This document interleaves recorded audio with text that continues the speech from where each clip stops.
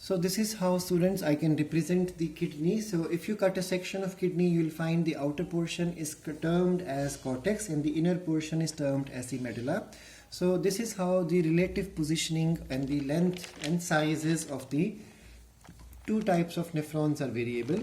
So if you read the first statement, we said that it is 85% of total nephrons are cortical nephron. So with this diagram, what I can say is that maximum nephrons present are these type. So their maximum portion of their structure also is present in the cortical region, because you can see here the tip of the loop of Finlay dips slightly into medulla. So their maximum length is present in the cortex. That's why they are called as the cortical nephron. Another point you can see is that the Bowman capsule or the renal capsule is present in the outer portion of the cortex.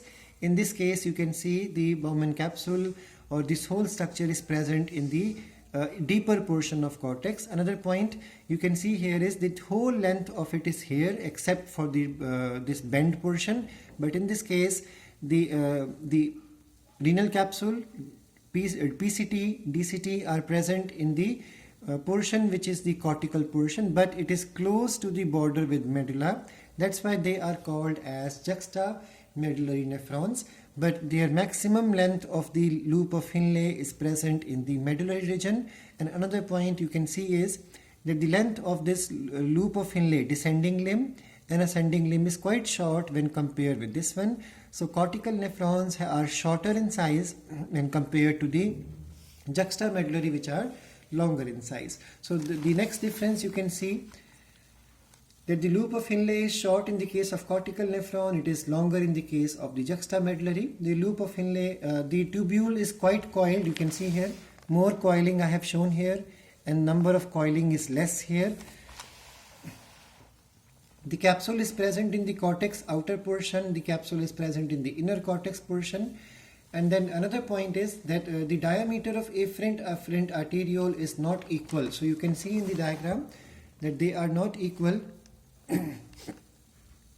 They are not equal in the case of the cortical nephron, but in the case of the juxtamedullary nephron, the sizes of these two blood vessels are afferent arteriole and efferent arteriole will have similar diameters or sizes.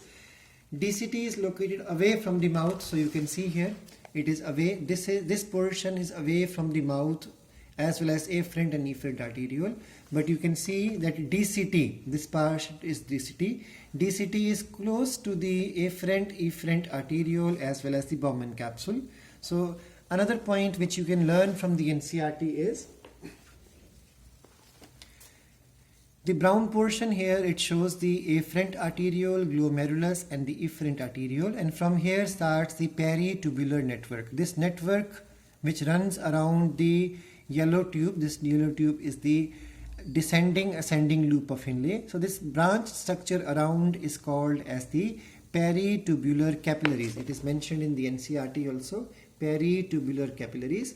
And then it also talks about vasa recta. Vasa recta is that U-shaped structure which you see. This portion is called as the vasa recta. So now there are two things, and according to the notes which you have learned is that the cortical nephrons only carry peritubular capillary network, and such a structure is absent in the case of the juxtamedullary nephrons, and opposite to that, vasa recta is absent in the case of the cortical nephron, but vasa recta is present in the case of the juxtamedullary nephron. So if I have to draw this thing in the form of a cartoon, I can say that if this is the cortical nephron, then the efferent arteriole is going to make network around like this, and finally the blood will go into the renal vein. But in the case of the juxtamedullary nephrons, there is no such network which is called as peritubular capillary network, but there is a U-shaped bend which runs exactly like the tube which is the loop of Finlay, and this tube is called as the vasa recta. Vasa recta is the last portion of the arteriole. That's why it is called as recta. Recta stands for the last portion and vasa stands for the blood vessel. So it is the last portion of the arteriole. That's why it is called vasa recta, and finally it goes and joins into the renal vein. So this is how there are large number of differences between the two types of nephrons. Now the next thing to understand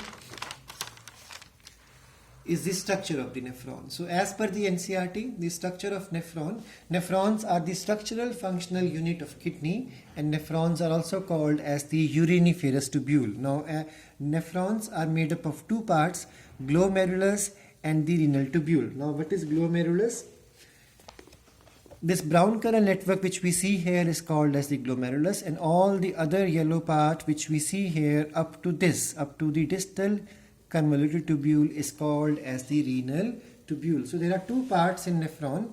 The first part is glomerulus, second part is the renal tubule, and renal tubule is somewhere around 3 centimeter long, and it is 20 to 60 micrometer in its diameter. Why 20 to 60? Because you can see in this diagram, this part is wide enough and then this part again becomes thin. So 20 to 60 micrometers in diameter. Now the renal tubule has three portions which you have learned already in the 10th class also. That is the PCT, then loop of Henle, and then we have the DCT. So that means the proximal portion, the intermediate portion, and the distal portion. Now the proximal portion consists of three things: Bowman capsule, glomerulus, and together these two things is referred to as Malpighian corpuscle, or the renal capsule, or the renal body. And then the proximal portion also carries the PCT, that is the proximal convoluted tubule, and the intermediate portion includes the loop of Henle, and loop of Henle has two parts, the descending limb and then a U-shaped bend followed by the ascending limb. And then the third part of the renal tubule is the distal most part, which is the distal convoluted tubule, which is followed by the collecting ducts. There are large number of ducts we'll be talking about later.